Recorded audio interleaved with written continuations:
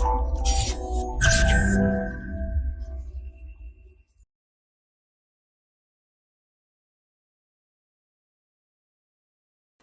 दोस्तों, this is Prem Sodani coming up with the next round of our geography simplified. और इसमें आज हम बात करने वाले हैं अमोक की। इससे पहले हमने La Nina, El Nino, ENSO that is El Nino, southern oscillations, है ना, इंडियन ओशन डाइपोल, इन सब की बात करिए। आप वो पहले प्लेलिस्ट में जाके देख लीजिएगा।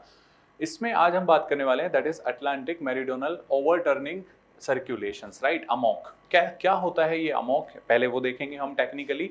देन हम बात करेंगे why it is so important and what is the relationship between Amok and Indian ocean, वो भी देखेंगे। And impact of global warming की वजह से अमोक जो सर्कुलेशंस है उन पे क्या इम्पैक्ट पड़ रहा है वो हम एक एक करके देखेंगे। सबसे पहले हम बात करते हैं अमोक स्टार्ट करने से पहले आपने पढ़ा होगा जो ओशियन करंट्स होती हैं कई तरह की, हॉट एंड कोल्ड करंट्स आपने पढ़ा होगा। ये बहुत सारी करंट्स हैं, आप देख सकते हैं। तो इस करंट्स के चलने के पीछे बहुत सारे रीजन होते हैं, जैसे टेम्परेचर हो गया, जैसे विंड सर्कुलेशन हो गया, कोरियोलिस फोर्स हो गया जिसकी वजह से इनकी डायरेक्शन ऐसी होती है ना, सैलिनिटी एंड डेंसिटी डिफरेंस होते हैं। So these are the reasons behind these currents, right. तो अगर आप कुछ करंट्स देखोगे मेजर, अगर आपको पैटर्न देखना हो तो आप पैटर्न देखोगे तो इक्वेटोरियल से यहाँ से देखिए, ये जो है इस डायरेक्शन में कुछ ऐसे, ये करंट्स इधर गई, राइट। ऐसे ही यहाँ से इस तरह सा पैटर्न है, फिक्स पैटर्न है। यहाँ पे एक और चीज आप नोट कर सकते हैं, जो western part of the continent होते हैं जनरली वहां पे कोल्ड करंट है। देखिए, this is the cold current, this is the cold current in blue, this is the cold current. And that is why cold current होने की वजह से यहाँ पे हाई प्रेशर कंडीशंस रहती हैं वेस्टर्न साइड पे, और यहाँ पे बारिश नहीं होती। हाई प्रेशर में मैंने बताया बारिश नहीं होगी, लो प्रेशर होना चाहिए बारिश के लिए। तो हाई प्रेशर कंडीशंस होने की वजह से यहाँ पे जनरली आप देखोगे डेजर्ट्स होंगे to the western side of the continent, ठीक है। ये यूपीएससी ने क्वेश्चन भी पूछा हुआ है। बट यहाँ पे जो मेरा कंसर्न है दैट इज आपको ये पता होना चाहिए कि करंट चलती है। इस करंट में आप एक इंपॉर्टेंट चीज देखिए, यहाँ से जो इक्वेटोरियल वाटर है इसकी वजह से जो ये हॉट वाटर होता है, वार्म वाटर होता है, ये जाता है जब नॉर्थ की तरफ या साउथ की तरफ। तो इससे हो क्या रहा है, actually this is the distribution of the temperature. मतलब अगर मैं कहूं कि ये जो करंट्स हैं ये टेम्परेचर को डिस्ट्रीब्यूट कर रही हैं, क्या ये सही है? Yes, that is correct. क्यों? क्योंकि यहाँ पे है वार्म वाटर, जब ये इस डायरेक्शन में जाता है तो यहाँ पे कोल्ड सिचुएशंस है, टेम्परेचर काफी कम है। तो एक्चुअल में यहाँ पे जो वार्म वाटर गया वो वापस कूल होगा, और कूल होके वापस वो नीचे से डाउनवर्ड जो इसका मूवमेंट होता है वापस यहाँ पे आता है। मैं आपको निकाल के दिखाने वाला हूं अगले पिक्चर में कैसे वो आता है, पूरा समझेंगे। लेकिन एक चीज समझ जाइए यहाँ से, because of this movement of water, यहाँ पे देखिए एक है नॉर्थ अटलांटिक ड्रिफ्ट और एक यहाँ पे आप देखेंगे दैट इज ये Norwegian current.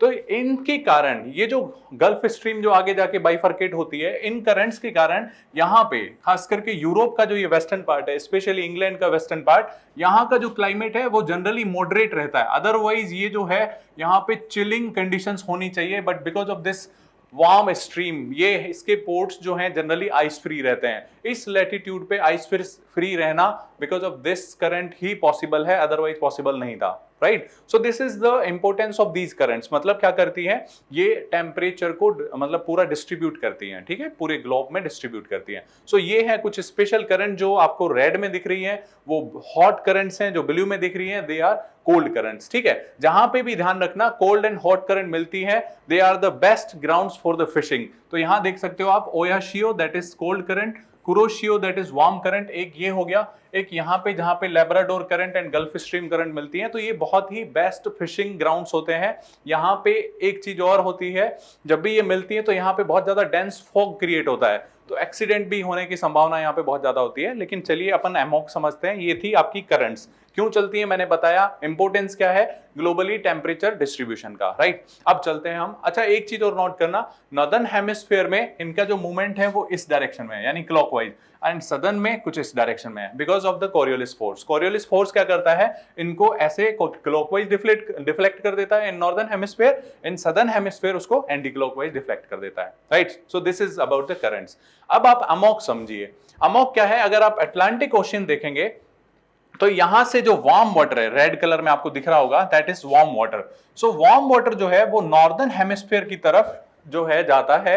That movement of warm water and saline water towards the northern side, इसकी वजह से यहाँ क्या होता है, जैसे जैसे वो यहाँ जाएगा, यहाँ पे कूलिंग कंडीशंस है, मतलब थोड़ी ठंडा है, and because of this cooling यहाँ पे क्या होगा, ये जो वाटर वार्म वाटर था ये क्या हो जाएगा, कोल्ड हो जाएगा। And cold water is always heavy in weight, है ना। तो because of this heaviness it is always heavy, तो ये यहां आके क्या करेगा, सिंक करेगा, मतलब वापस अंदर जाएगा। ठीक है, तो ये वार्म वाटर जो था वो यहां से मूवमेंट स्टार्ट करता है एंड यहां जब जाता है तो वो वापस से सिंक होता है, बिकॉज वो ठंडा हो जाता है एंड ठंडा वाटर जो है भारी रहता है and because of that heaviness this water sinks down, और ये वापस सिंक होता है। आप देख रहे हो ये ब्लू एंड वापस यहां पे पहुंचा एंड देन आप देख सकते हो दिस इज द साइकिल, है ना, with the help of this these currents वो वापस से पूरा आप देखेंगे तो ग्लोबल पैटर्न है ये। तो ग्लोबल पैटर्न में आप ये समझिए कि जो टेम्परेचर है वो कैसे डिस्ट्रीब्यूट हो रहा है। This red shows the warm water and this blue जो है that shows the cold current. तो अगर आप यहां पे देखेंगे एक कोल्ड करंट थी, that is Antarctic circumpolar current, ये पूरे ग्लोब में ऐसे घूमती है and because of this Antarctic circumpolar current ही ये पूरा जो कोल्ड वाटर है वो डिस्ट्रीब्यूट होता है इंडियन ओशियन की तरफ भी और यहाँ पे पैसिफिक ओशियन की तरफ भी। तो आई होप आपको ये समझ में आ गया। तो सिंपल आप समझिए अमोक क्या है। अमोक सिंपल अटलांटिक ओशियन में अगर हम बात करें तो वहां के ट्रॉपिक्स से वार्म एंड सलाइन वाटर का नॉर्दर्न हेमिस्फीयर में जाना, मतलब नॉर्दर्न लैटिट्यूड्स में जाना और वहां पे ठंडा होके वापस सिंक करना और फिर वापस से ऐसे गल्फ नीचे की तरफ वापस आना, मतलब वापस सदर्न हेमिस्फीयर की तरफ आना, और पूरा ये मैंने दिखाया आपको ग्लोबल चेन है ये। ठीक है, तो ये है आपका अमोक सिस्टम। ठीक है, आई होप आपको समझ में आया।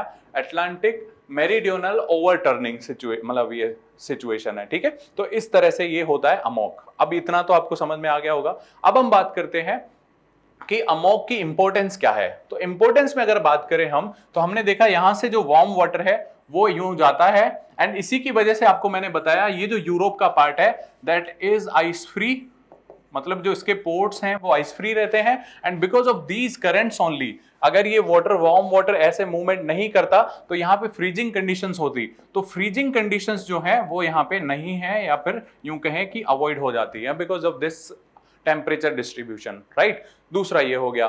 तो ये आप अगर कहें, ये तो हमने देखा अटलांटिक के केस में। ओवरऑल अगर मैं कहूं तो ये क्या कर रहा है, that is actually distributing the temperature सारे ग्लोब में। ठीक है, तो इंपॉर्टेंस क्या है, distributing the heat and energy, absorbing and storing the carbon. तो अगर आपने एनवायरमेंट पढ़ा हो तो आपको पता होगा because of global warming, because of CO2 concentration, CO2 concentration बढ़ रहा है, कार्बन डाइऑक्साइड हमारे एटमॉस्फेयर में बढ़ रही है एंड ओशियंस जो हैं वो उसको क्या करते हैं, एब्जॉर्ब करते हैं, वहां पे कार्बोनेट्स की फॉर्म में स्टोर होती जाती है CO2। तो अगर ये मूवमेंट कंटिन्यूअसली चल रहा है तो इसका मतलब कहीं ना कहीं CO2 को भी ये एब्जॉर्ब करते जा रहे हैं। ठीक है, तो उस तरह से CO2 का एब्जॉर्प्शन भी स्टेबल रहता है। इसके बाद मैंने आपको बताया वेस्टर्न यूरोप का जो क्लाइमेट है वो पूरा स्टेबल रहता है और यहाँ पे मॉडरेट क्लाइमेट रहता है, चिलिंग जो फ्रीजिंग कंडीशंस है वो नहीं होती। इसके साथ ही आप ये रीजन देखिए, साहेल रीजन, ये साहेल है अफ्रीका का, यहां पे जो रेनफॉल का पैटर्न है ये भी डिसाइड होता है इस मूवमेंट से। ठीक है, अगर आप देखेंगे एक कंडीशन आई थी अभी से 15,000 साल पहले लगभग, जिसमें क्या हुआ था, अमोक जो है वो पूरा डिस्टर्ब हो गया था, यानी स्लो डाउन हो गया था एंड इसके स्लो डाउन होने से ये जो वार्म वाटर यहाँ पे जाना था वो स्लो हो गया, मतलब या तो ये कहें कि साइकिल जो है वो कमजोर पड़ गया, वीक हो गया। तो बिकॉज ऑफ दैट ये वेस्टर्न यूरोप जो है यहाँ पे पूरा चिलिंग कंडीशंस बन गई और उसके साथ साथ जो ये साहेल रीजन है इसमें पूरी जो ट्रॉपिकल बेल्ट है वो नीचे शिफ्ट हो गई थी, मतलब जो वार्म वाटर की बेल्ट है वो थोड़ी नीचे आ गई थी and because of that pressure shifting ये वाला जो एरिया है साहेल एरिया ऑफ अफ्रीका, यहां पे भी ड्रॉट अकर हुआ था बिकॉज ऑफ दैट शिफ्टिंग। ठीक है, तो ध्यान रखना, this is very very important, खास करके वेस्टर्न यूरोप का अगर क्लाइमेट कहें उसके लिए तो बहुत ज्यादा इंपॉर्टेंट है। वेस्टर्न ये अफ्रीका का part that is Sahel region, उसमें भी रेनफॉल को इंपैक्ट करता है। अब ये तो हमने समझ लिया अमोक क्या है। अब अगर हम कहें कि अमोक पे इंडियन ओशियन का क्या इंपैक्ट आ रहा है या फिर ग्लोबल वार्मिंग का क्या इंपैक्ट आ रहा है, तो एक एक करके समझते हैं। सबसे पहले समझते हैं इंडियन ओशियन एंड अमोक के ऊपर क्या रिलेशन है इन दोनों में। तो अगर अभी रिसेंट स्टडीज की बात करें हम, तो उसमें रिसेंट स्टडीज में कहा गया कि इंडियन ओशियन जो है वो अभी वार्म होता जा रहा है because of this warm, it is becoming warmer and because of this warmness, यहां पे मैंने बताया जब भी टेम्परेचर हाई होता है वहां पे क्या होगा, लो प्रेशर होगा and low pressure always attracts the winds from the high pressure areas. तो यहां पे क्या होगा, हाई प्रेशर से यहां पे बहुत दूर दूर से क्या आएंगी, विंड्स आएंगी। ठीक है, तो इसके वजह से लो प्रेशर में जब विंड्स आई यहां पे बहुत ज्यादा क्या होगा, रेनफॉल होगा ओवर इंडिया। ठीक है, रेनफॉल ओवर इंडिया ज्यादा होगा।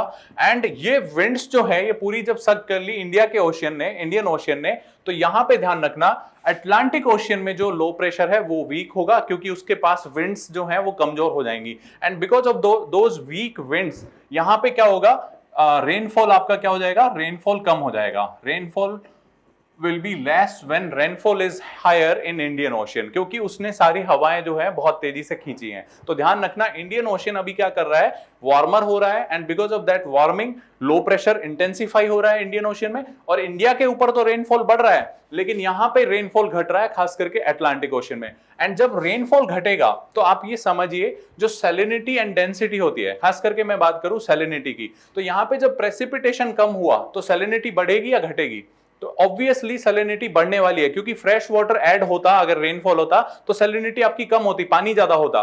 बट यहां पे अब क्या होगा, बिकॉज ऑफ लेस रेनफॉल, आपको समझ में आ रहा होगा आई थिंक, सैलिनिटी जो है वो बढ़ जाएगी वाटर की, ठीक है, because of that less rainfall. तो जब ये सलाइन वाटर यहां पे जा रहा था तो यहां पे धीरे धीरे वो ठंडा होता था, बिकॉज सैलिनिटी पहले कम थी, तो फिर वो ठंडा होके वापस सिंक होता था। लेकिन अभी जब सैलिनिटी ज्यादा है तो ये बहुत जल्दी ठंडा होगा। आपको पता होगा पानी जो है वो धीरे धीरे ठंडा होता है, धीरे धीरे गर्म होता है। आपने देखा होगा ओशियंस जो हैं वो जनरली सितंबर अक्टूबर में गर्म होते हैं, और तभी आपके ट्रॉपिकल साइक्लोन्स आते हैं, क्योंकि पानी जो है वो लैंड के कंपैरिजन में धीरे धीरे गर्म होता है। बट अगर आप उसकी डेंसिटी बढ़ा दो, या फिर यूं कहें कि उसमें सैलिनिटी बढ़ गई, तो फिर वो जल्दी गर्म भी होगा, जल्दी ठंडा भी होगा। And because of this salinity, जो इंक्रीज सैलिनिटी है, इसके कारण यहां पे इसकी कूलिंग फास्टर हो जाती है। एंड कूलिंग फास्टर होने की वजह से ये बहुत तेजी से क्या करेगा, सिंक करेगा, मतलब बहुत तेज डूबेगा। तो एक तरह से मैं कह सकता हूं कि अब जो ये प्रोसेस है, जो ये कन्वेयर बेल्ट वाला मैकेनिज्म था, ये अब फास्ट हो जाएगा। तो ऐसा कहा जाता है कि अमोक जो है उसको एक हीट देता है, या फिर एक किक देता है, किक स्टार्ट करता है इंडियन ओशियन। अगर इंडियन ओशियन वार्मर है तो यहां पे रेनफॉल कम होगा, रेनफॉल कम होने की वजह से सैलिनिटी बढ़ जाएगी, and because of this salinity बहुत जल्दी वो कूलिंग होगी एंड जल्दी से वो सिंक होगा। तो वो एक तरह से प्रोसेस थोड़ा फास्टर हो गया। So this is the relationship between Amok and Indian ocean low pressure या इंडियन ओशियन वार्मिंग, ठीक है। तो आई होप आपको ये समझ में आ गया होगा। अब हम बात करते हैं, yes this is the theoretical relation जो मैंने आपको बताया। वार्मिंग अगर होती है इंडियन ओशियन में तो more rainfall would be there on Indian ocean over Indian ocean, less rainfall होगा अटलांटिक के ऊपर, जिसके कारण सैलिनिटी बढ़ जाएगी। सैलिनिटी क्यों बढ़ रही है, फ्रेश वाटर कम ऐड हो रहा है, that is the reason. And then finally क्या होगा, क्विकर, बहुत जल्दी कूलिंग होगी, एंड सिंक भी बहुत फास्टर होगा। तो that is the relationship between Amok and Indian ocean warming, ठीक है। आई होप आपको ये क्लियर हो गया। अब हम चलते हैं नेक्स्ट, एक और चीज मैं आपको बता देता हूं, the impact of global warming. अब जब ग्लोबल वार्मिंग की बात करें तो मैं आपको एक बार बता देता हूं, जब भी ग्लोबल वार्मिंग हो रही है मतलब क्या हो रहा है, आपको पता है यहां पे जो आइस जो है वो भी मेल्ट हो रही है। तो मेल्टिंग ऑफ आइस जो है उसके कारण क्या होगा, melting of ice in northern hemisphere, it means more and more fresh water would be added. जैसे ही फ्रेश वाटर यहाँ पे ऐड होगा तो आप ध्यान रखिए, ये जो पानी आ रहा था इसकी सैलिनिटी पहले क्या थी, कम थी, मतलब सैलिनिटी जो थी उसमें अगर आप फ्रेश वाटर और ऐड कर दोगे यहाँ पे, इन जनरल मैं बता रहा हूं नॉर्मल कंडीशन में, तो because of that fresh water क्या होगा, सैलिनिटी यहाँ पे डिक्रीज होगी, कम होगी। तो सैलिनिटी जैसे ही कम हुई तो क्या होगा, आपको मैंने बताया कि अब उसकी जो कूलिंग होगी वो उसकी कूलिंग रेट कम हो जाएगी, मतलब कूलिंग जो है वो स्लो हो जाएगी, ये ध्यान रखना। तो जैसे ही कूलिंग स्लो हुई तो वो धीरे धीरे सिंक करेगा, तो सिंकिंग जो है that would also be slow down, ठीक है। तो इसके वजह से क्या होगा, ग्लोबल वार्मिंग की वजह से ध्यान रखना ये जो अमोक है ये स्लो हो रहा है, ठीक है। इंडियन ओशियन जो वार्म हो रहा था उसकी वजह से अमोक फास्ट हो रहा है, बिकॉज आपने देखा फ्रेश वाटर एडिशन कम हो रहा था, रेनफॉल कम हो रही थी अटलांटिक के ऊपर। अब जब आपके मेल्टिंग ऑफ आइस हो रही है मतलब फ्रेश वाटर ऐड हो रहा है, फ्रेश वाटर ऐड होते ही ध्यान रखना सैलिनिटी कम हो जाएगी, एंड सैलिनिटी जैसे ही कम हो जाएगी, उसमें पानी ज्यादा है लेकिन सैलिनिटी कम है, मतलब वो धीरे धीरे अब ठंडा होगा, ज्यादा उतना फास्ट ठंडा नहीं होगा, एंड बिकॉज ऑफ दैट वो सिंकिंग जो थी वो भी धीरे हो जाएगी। So this is the impact of global warming on Amok. I hope आपको अब ये क्लियर हो गया होगा। तो अमोक ये था पूरा अमोक सिस्टम, जिसमें आपको बस एक चीज ध्यान रखनी है, जो इंडियन ओशियन है वो कैसे इंपैक्ट करता है वो ध्यान रखना है। जब भी यहाँ लो प्रेशर होगा या फिर वार्मर कंडीशंस होंगी, अमोक जो है उसको एक पुश मिलेगा, अमोक जो है वो इंटेंसिफाई होगा। That is the relationship between Amok and Indian oceans warming, ठीक है। तो this was the Amok system. I hope आपको ये पूरा समझ में आ गया होगा। अगर ऐसा है तो हम इन सब प्लेटफॉर्म पे आपके लिए मौजूद हैं, आप हमसे वहाँ पे कनेक्ट कर सकते हैं, जुड़ सकते हैं। Thank you very much for watching this video. Current Affairs by Forum IAS is an all-in-one program that covers the dynamic aspect of the syllabus from both prelims and mains perspective. Last year, we have helped more than 100 students crack IAS with our current affairs classes.